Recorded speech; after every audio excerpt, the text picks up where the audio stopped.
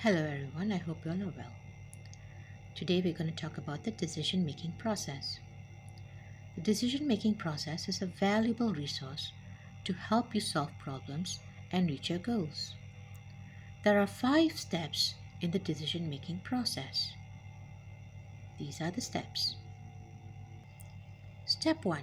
Identify the problem to be solved. Sometimes people find it difficult to admit that a problem exists. I would like to take this example from chapter 6, which I call Paulo's problem. Paulo got a poor grade in his report card in math. He told his parents that it was because his teacher does not like him. He found it difficult to admit to them and to himself that he really hadn't been working very hard on his math during the past few months. Paulo finally offered an explanation for his behavior that avoided the real problem. So Paulo had to come out of his comfort zone and identify the problem to be solved. Recognizing the problem certainly is a vital step in the decision making process. Step 2. Consider all positive alternatives. Alternatives are the various options available from which to choose from. Ideally, you would be aware of all the possibilities. However, due to the lack of time or lack of knowledge, people often limit themselves to 2 or 3 obvious alternatives. It might be more helpful to brainstorm. This is a technique where you allow ideas to flow freely into your mind, no matter how outrageous they may seem to be. This may result in new and creative alternatives to be considered. So don't limit yourself to 2 or 3 alternatives. Consider all positive alternatives. Step 3. Recognize the consequences of each alternative. Consequences are the end results of each option. Consider the following example of simple consequences of everyday life. If you don't eat, you will feel hungry. If you don't study, you will fail the exam.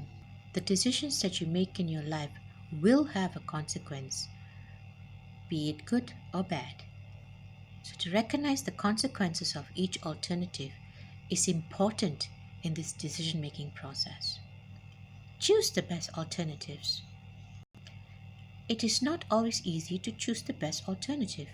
You will have to consider the benefits of each as well as the disadvantages or costs. Your value, goals, and standards will guide you in making your choice.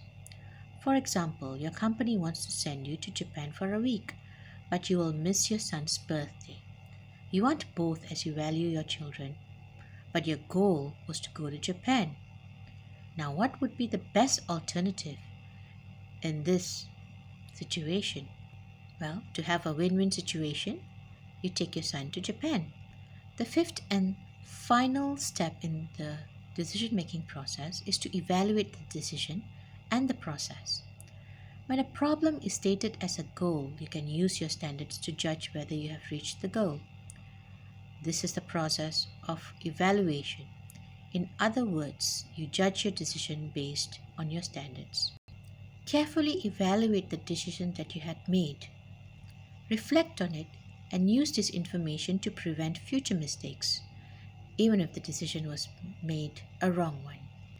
And those were the 5 steps in the decision-making process. Thank you.